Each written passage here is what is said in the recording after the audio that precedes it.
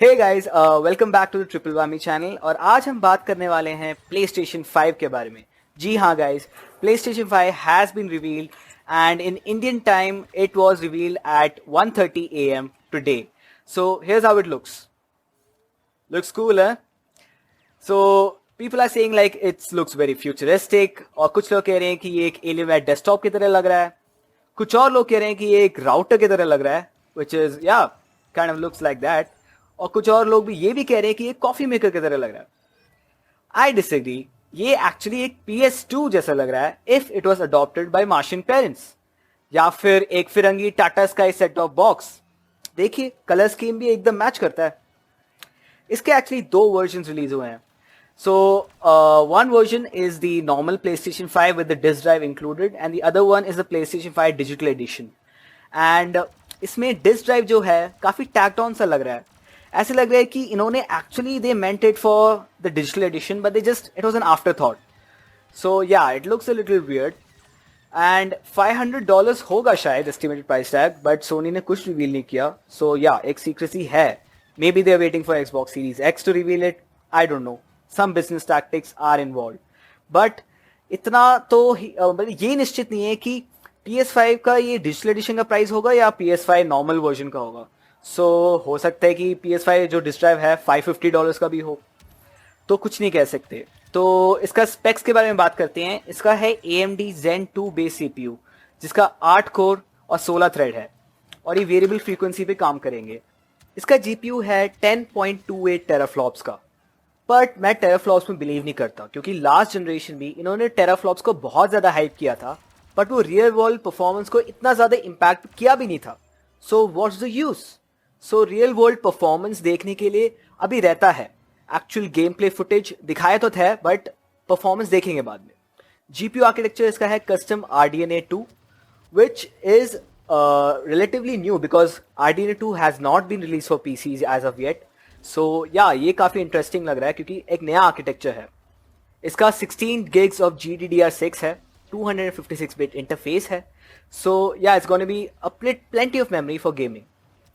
बाकी मैं चीज़ों के बारे में जल्दी से बता देता हूँ, जैसे कि इसका SSD है 825 gig SSD, which is a custom SSD, and they're saying it's the best in-class SSD. So it's comparable to a PCIe Gen 4 SSD on the PC side. But of course it's probably not as fast as that, but it will probably be very fast, faster than any of your SSDs at least. And it has an NVMe SSD slot for expandable storage, so that's really great news. और इसमें USB HDD support भी है, but it's only for the PS4 games. So PS5 games actually require an SSD for sure. मतलब HDD में run ही नहीं करेंगे, start ही नहीं करेंगे. So that's a little horrible considering that I also run an HDD currently. मेरे पास भी कोई SSD नहीं है अभी. So ये relevant रहेगा कि नहीं रहेगा HDD for long. So that's a little worrisome.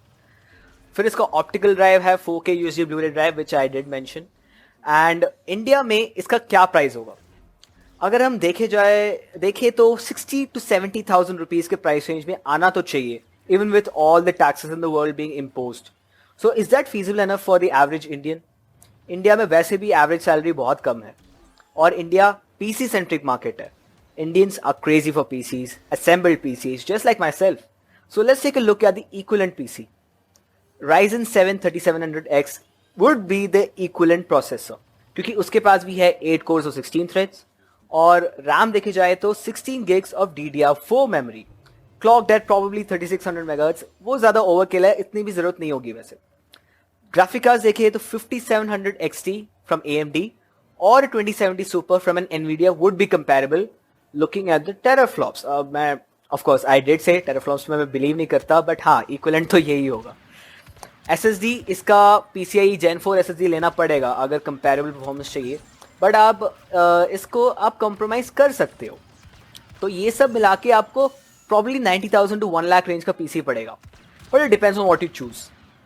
आप प्रोसेसर पे कॉम्प्रोमाइज़ कर सकते हो, SSD आप थोड़ा कम वाला लगा सकते हो, प्रॉब्ली SATA 1 और PCIe Gen 3। You won't feel the difference, trust me, आपको पता नहीं चलेगा। या तो आप AMD के और NVIDIA के ग्राफिक कार्ड लॉन्चेस के लिए वेट कर सकते हो।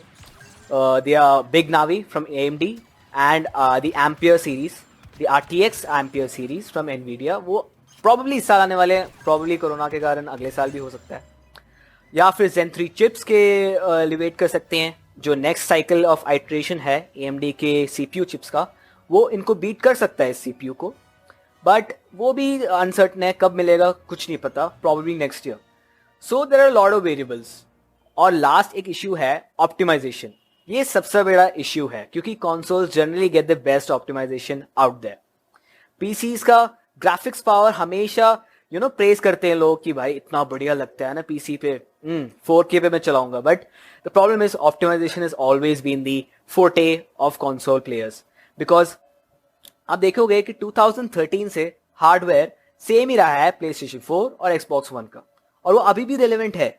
मतलब कि developers are actually really working hard to optimise the games to run on such old potato based hardware because that's where the player base is, or they want a seamless experience. So that's one reason why console optimization is the way it is. और कुछ भी possibilities देखे जाए तो PC आप क्यों लोगे? क्योंकि आपको मल्टीपर्पज मशीन चाहिए, आपको चाहिए प्रोग्रामिंग करना है, आपको एडिटिंग करना है, आपको डॉक्यूमेंट्स को एडिट करके उसके ऊपर काम करना है, तो इसलिए आप पीसी ले सकते हो। अब मैं कंसोल वाला कुछ स्टार्ट नहीं करना चाहता, but Xbox Series X is a little bit more powerful, but the games are probably not going to match up because PlayStation के बारे में आपको पता ही है, the games are actually pretty stellar this time. कुछ गेम्स के बारे में बात करूँ तो Spiderman Miles Morales, Spiderman 2 that means जो 2018 गेम थी स्पाइडरमैन, उसका सीक्वल है ये, that was looking really good. फिर है होराइजन जीरो डॉन का सीक्वल, फिर है डीमन सोल्स का रीमेक, और लास्ट में काफ़ी फैंस एक्चुअली इसके बारे में डिसअपॉइंटेड थे, but they were expecting GTA 5, GTA probably sequel to GTA 5 actually, sorry, but GTA 5 actually आ रहा है इसमें for the third consecutive generation, but इस बार फ्री होगा फॉर ऑल PS5 प्लेयर्स। वैसे तो PC के लिए भी फ्री था एपिक गेम्स के लिए, बट वो एक हफ्ते के लिए था, उसके बाद तो अभी भी I guess it still sells around 2000 rupees. So GTA 6 अभी एक्सपेक्ट नहीं कर सकते, बट इट्स ओके। GTA 5 अभी भी काफ़ी पैसे बना रहे रॉकस्टार गेम्स के लिए, और I don't know why you would want GTA 6 so soon, but I can anticipate the anticipation, काफ़ी सिमिलर वर्ड्स बोल दिए मैंने। बट अगर आपको गेमिंग ओनली चाहिए तो PS5 is undoubtedly the option for you, because जो वैल्यू फॉर मनी है ना, उसको बीट करना बहुत मुश्किल हो जाएगा। Same goes for Xbox Series X। आप Xbox Series X काफ़ी बड़ा है, एक फ्रिज की तरह लगता है बिल्कुल, but Xbox Series X and PS5 are the best bet for you if you just want to game and do nothing else. So that's what my take is. Holiday 2020 wait करते हैं, देखते हैं कि क्या होता है। Before you go, please subscribe to the channel. Also like, share and comment. Comment what you like, which camp you are on, PlayStation or Xbox. I would like to know your opinion. So finally, bye bye.